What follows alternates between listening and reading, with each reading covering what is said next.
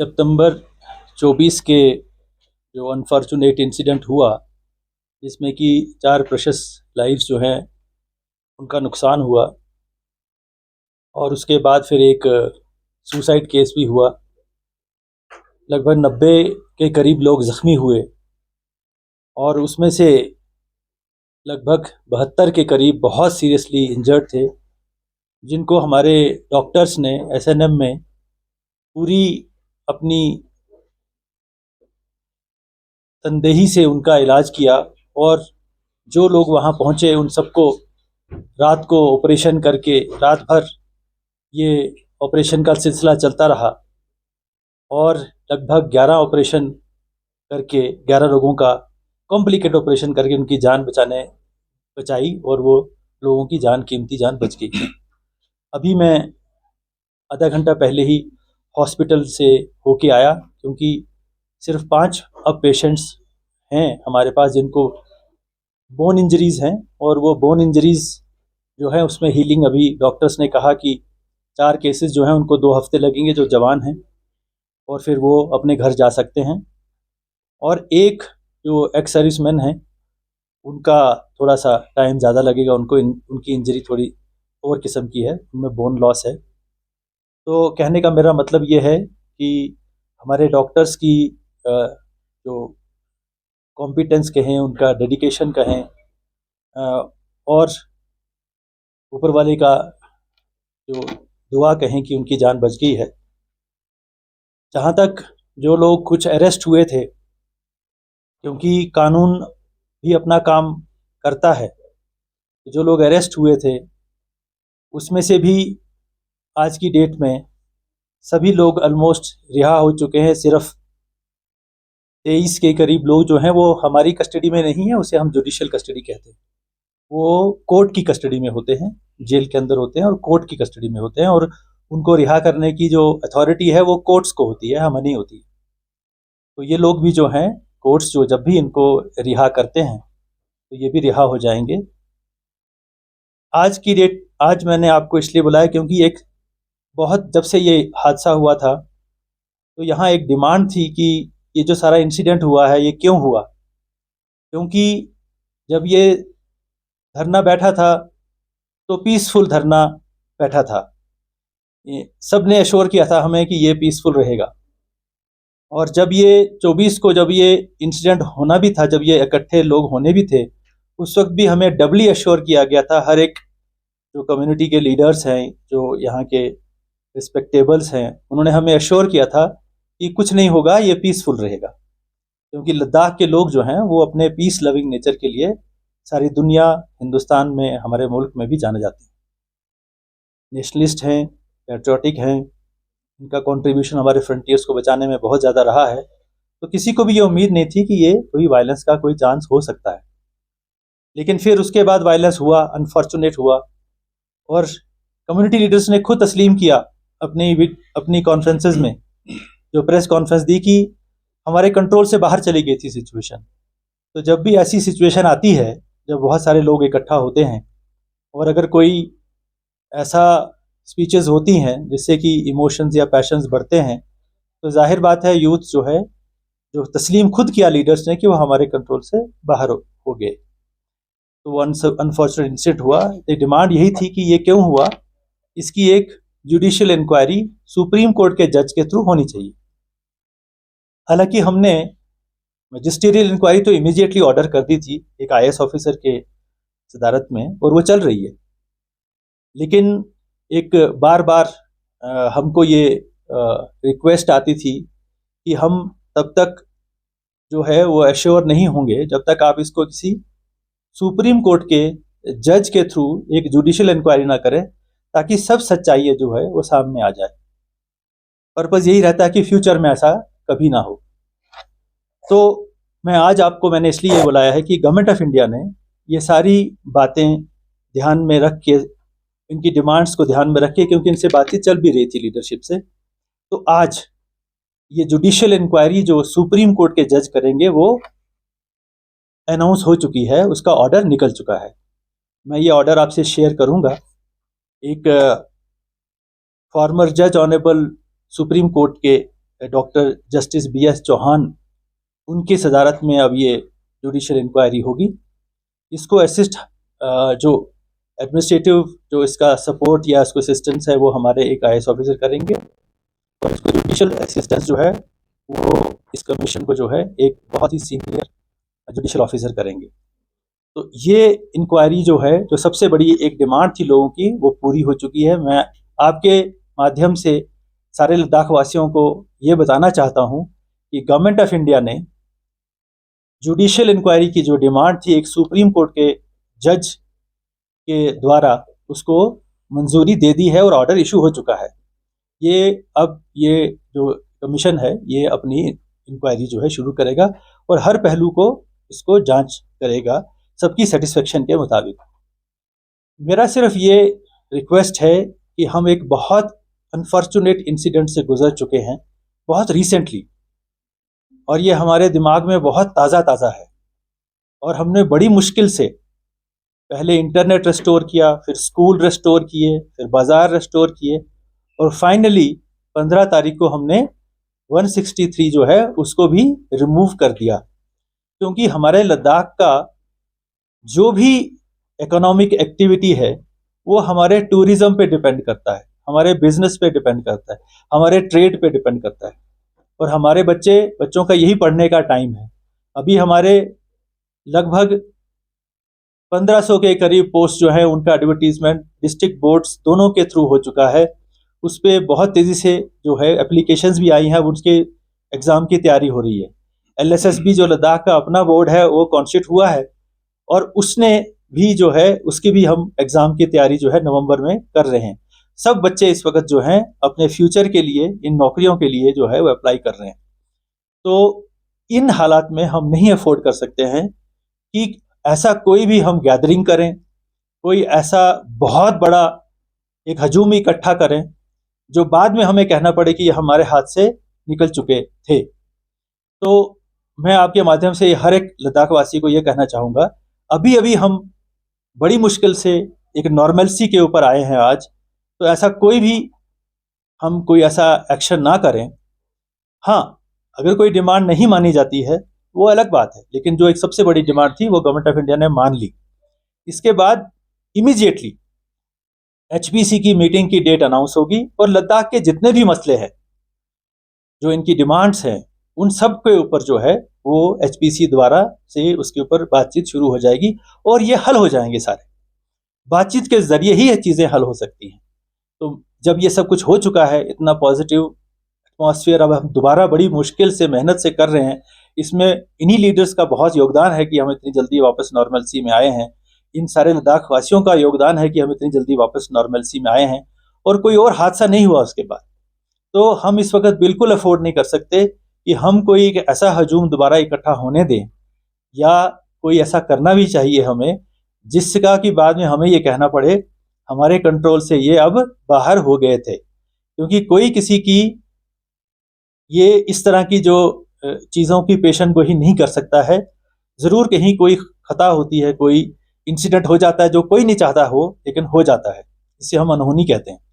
तो मेरा सबसे ये रिक्वेस्ट है कि हम अपनी पीस बना के रखें, किसी हजूम में इकट्ठा ना हो, कोई हजूम ना इकट्ठा करें, क्योंकि हजूम जब इकट्ठा होता है तो उसमें कौन कौन होता है बड़ा मुश्किल हो जाता है ये देखना। तो मैं सब लद्दाख वासियों को ये कहूँगा कि किसी भी गैदरिंग में शामिल ना हो। जो गवर्नमेंट ऑफ इंडिया ने जो जुडिशियल इंक्वायरी करनी थी वो ऑर्डर कर दी है। हमारा जो भी HPC का डेट्स जो है वो इमीडिएटली अनाउंस अभी होने वाली 1-2 दिन के अंदर। ये मुज़ाकरात का और डायलॉग का, डिस्कशन का जो कॉन्स्टिट्यूशनल सेफ गार्ड्स लद्दाख को देने हैं उनके ऊपर बातचीत जो है उसके लिए एक कमेटी तश्कील है, जिसमें कि यहाँ के जितने भी रिस्पेक्टेबल प्रोमिनेंट लीडर्स हैं वो सब उसका भाग है, उसका पार्ट है। तो ये अब जो है नॉर्मलसी की तरफ हम आ रहे हैं, तो हम नॉर्मलसी भी नहीं रहें, कोई भी कहीं भी इकट्ठा होने का, क्योंकि अभी हमने 163 हटाया है। 163 लगाने का हमारा पर्पज़ ही ये था कि कोई इकट्ठा ना हो ज़्यादा, क्योंकि 163 का मतलब ये है कि 4 से ज़्यादा लोग इकट्ठा ना हो। खतरा ये रहता है कि पब्लिक ऑर्डर डिस्टर्ब ना हो। हम पब्लिक ऑर्डर किसी भी कीमत पर डिस्टर्ब नहीं होने देंगे। उसके लिए हमें जो भी कानूनी कार्रवाई करनी होगी हम करेंगे, लेकिन हम सबसे हमारा जो स्ट्रेंथ है वो लोगों का योगदान है, लोगों का कॉन्फिडेंस है, और मैं सबसे ये अपील करता हूँ कि प्लीज़ अभी अभी हम इस बड़े हादसे से बाहर निकले हैं और दोबारा कोई ऐसा काम हम ना करें जिसके लिए फिर हमें दोबारा पश्चाताप करना पड़े। तो thank you very much. Sir एक क्वेश्चन सर, कल जो एपेक्स और केडीए का एक पीस मार्च का एक वो है सर, तो उसके लिए किस तरह की व्यवस्था है सर सरकार की तरफ से? देखिए, हमने जब ये डिमांड था कि होना चाहिए जुडिशियल इंक्वायरी, तो हमने, और गवर्नमेंट ऑफ इंडिया भी इसके ऊपर बहुत सेंसिटिव थी, वो भी इनसे बातचीत कर ही रही थी। तो आज उन्होंने फैसला किया कि हम इसको, क्योंकि जाहिर बात है जब आपने कोई इंक्वायरी करवानी है तो आपको you have to find out who will do the inquiry, अगले को एग्री भी करना होता है। तो फाइनली जो है बहुत तेज़ी से काम हुआ और फाइनली सुप्रीम कोर्ट के जज जो है वो मान गए कि हम ये इंक्वायरी करेंगे, मैं ये इंक्वायरी करूँगा। तो जैसे ये हुआ तो ऑर्डर इंक्वायरी का हो गया, जो मैं कॉपी आपको दूंगा। तो जो बहुत बड़ी डिमांड थी, जो लोग आहत हुए थे, जो लोग जो है जो मेंटली साइकोलॉजिकली जो इंजर्ड हुए थे इस इंसिडेंट से, उनको ये ज़रूरी था कि एक जुडिशरी इंक्वायरी हो ताकि पता लगे कि हुआ क्या। तो वो तो पूरी हो चुकी। तो अब हमने रिक्वेस्ट किया, सुबह लीडरशिप से भी रिक्वेस्ट किया हमने उनसे, से आप कहते हैं इम्प्लोर करना, एक होता है रिक्वेस्ट करना, एक होता है इम्प्लोर करना, बिसीच करना। हमने कहा जब आपकी डिमांड पूरी हो चुकी है, काइंडली अभी हम इस हादसे से उतरे हैं, अभी आप दूसरा कोई बड़ा हजूम इकट्ठा करने का स्कीम मत बनाइए प्लीज। अभी अभी अभी तो हम इस हादसे से गए हैं। हमने हर एक लीडर को जो हमारे कांटेक्ट में है, हमने उनसे रिक्वेस्ट की है और हमें पूरी उम्मीद है कि वो हमारी इस रिक्वेस्ट के ऊपर कंसिडर करेंगे और इस तरह का चीज़ ना हो जिससे कि हमें बाद में कोई ऐसी चीज़ हो जाए जिसके ऊपर बाद में कोई ऐसी चीज़ हो जाए जो बाद में हम पछताएं। क्योंकि ये जब बहुत बड़ा हजूम इकट्ठा होता है तो उसको कंट्रोल करना जो है वो, क्योंकि अभी अभी हम गुजरे हैं, हमने सुना है, हमने प्रेस कॉन्फ्रेंस में सुना कि आउट ऑफ कंट्रोल हो गए थे। तो ये गारंटी तो कोई नहीं दे सकता ना कि कल को अगर बहुत बड़ा हजूम इकट्ठा हो जाए फिर उसे आप कंट्रोल कैसे करेंगे। तो ये हम कहते हैं कि ये उस तरफ जाना ही क्यों। हमने हर एक से रिक्वेस्ट की है और हम पूरी उम्मीद करते हैं कि, क्योंकि हमें लद्दाख की पीस, लद्दाख की प्रोग्रेस और लद्दाख का फॉरवर्ड मूवमेंट, उसकी प्रोग्रेस हमारे लिए बहुत इंपॉर्टेंट है। और ऐसी चीज़ें हमारे टूरिज्म को ख़त्म कर देती हैं। आज की डेट में मैं जब भी देखता हूँ तो सबके चेहरे मुरझाए लगते हैं कि जैसे अब कुछ बिजनेस नहीं रहा, कुछ आज इस सीज़न ख़त्म हो गया।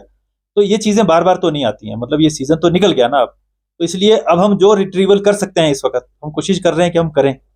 हम पूरा कोशिश कर रहे हैं कि टूरिज्म जो है वो दोबारा रिवाइव हो। अभी हमने WTM लंदन में उनका जो एक एग्जीबिशन होता है जो बड़ी देर से डिमांड करते हैं, अभी हमने अप्रूव किया कल ही, आज ही मैंने उनको इन्फॉर्म किया। तो मेरे कहने का मतलब ये है कि बच्चों की पढ़ाई है, अब थोड़ी देर के बाद फिर उनके स्कूल बंद हो जाएंगे।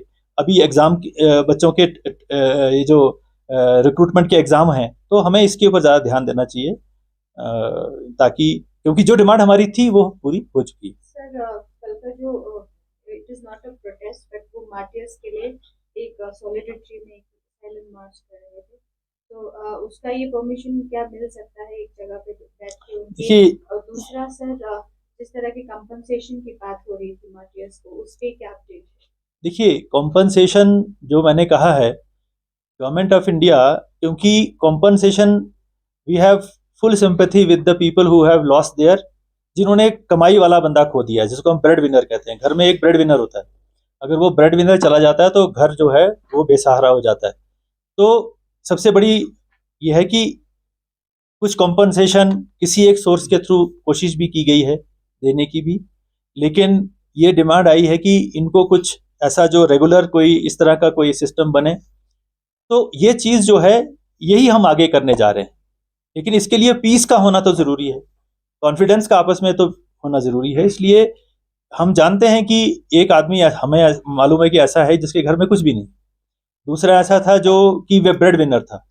तो इसलिए इन कॉम्पनसेशन का इशू जो है, पैसे का इशू गवर्नमेंट के लिए कभी भी कोई बड़ा नहीं रहता है, मैटर प्रिंसिपल का होता है। तो जो भी इनोसेंट आदमी है उसको अगर जो डैमेज हुआ है उसको कॉम्पनसेशन का जो है वो हम उसके ऊपर पूरा पॉजिटिव हैं। हमने अभी कोई फैसला नहीं लिया हुआ है, लेकिन हम देख रहे हैं कि अगर कोई इनोसेंट है जो बिल्कुल इसमें इन्वॉल्व नहीं है तो उसको कॉम्पनसेशन जो जो जो भी इसको लॉ में मिलेगी हम उसको देने को तैयार हैं। सर एक तरफ एडमिनिस्ट्रेशन में एफर्ट कर रहा है कि लद्दाख से रिटर्न करे, स्टेक होल्डर की तरफ से कॉपरेशन किया जा रहा है, दूसरी तरफ ये भी सुनने आ रहा है कि 500 के करीब रैपिड फोर्स लद्दाख में लाया जा रहा है, क्या ये सच है? कौन सा? Rapid action force. नहीं, देखिए मैं आपको एक बात बताता हूँ। हमारे यहाँ पे लगभग 4 कंपनियां पहले थी जो हमारे यहाँ पे जब अगस्त के महीने में हमने वो लाई थी। उससे पहले हाँ सीआरपीएफ, और उससे पहले भी जब हिज होलीनेस का होता है तो हमको लानी पड़ती है क्योंकि सिक्योरिटी के अरेंजमेंट करने पड़ते हैं। तो 4 हमारे यहाँ पे पहले से थी हमारे यहाँ। जब ये एजिटेशन शुरू हुई उस वक्त भी हमें थोड़ी सी ज़्यादा लानी पड़ी ताकि कोई हम लॉ एंड ऑर्डर हर जगह डिप्लॉयमेंट कर सकें। उसके बाद जब ये हादसा हुआ तो उस वक्त इमीडिएटली हमें और फोर्सेस को लाना पड़ा।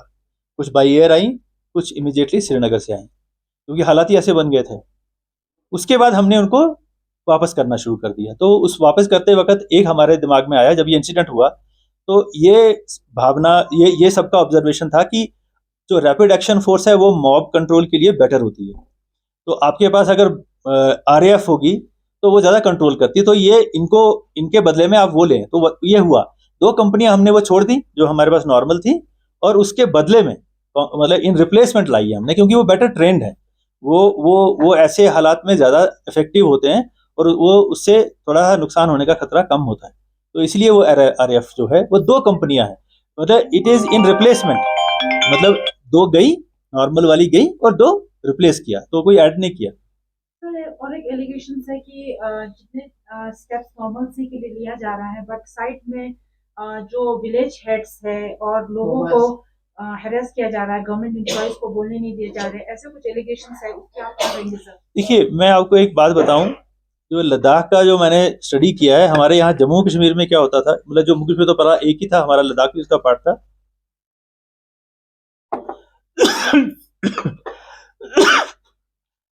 सॉरी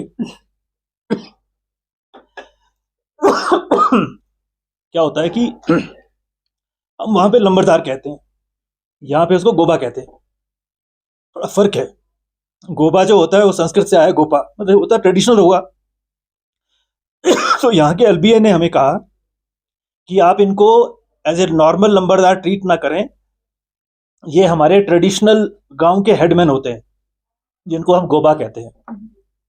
और ये जो ट्रेडिशनल हेडमैन होते हैं ये सदियों से, सेंचुरी से ये लिंक हैं गांव के बीच में, मोनेस्ट्रीज के बीच में, और जो एलबीए या जो भी लीडरशिप है उसके बीच में। एक ये हमारे ये गांव में रिप्रेजेंटेटिव टाइप भी होते हैं, लेकिन वो हमारे भी हिसाब से लंबरदार भी हैं, मतलब हमारे भी अपॉइंटी हैं, बेसिकली उनको अपॉइंट डीसी साहब करते हैं, तो वो एक रूल से भी बंधे हुए हैं। हम ये कहते हैं कि जहां तक तो लद्दाख की बेहतरी का सवाल है, लद्दाख की तरक्की का सवाल है, लोगों की बेहतरी का सवाल है, तो क्यों ना हर काम लोग गोबा करें, लेकिन पब्लिक ऑर्डर को मेंटेन करना भी उनका फर्ज है।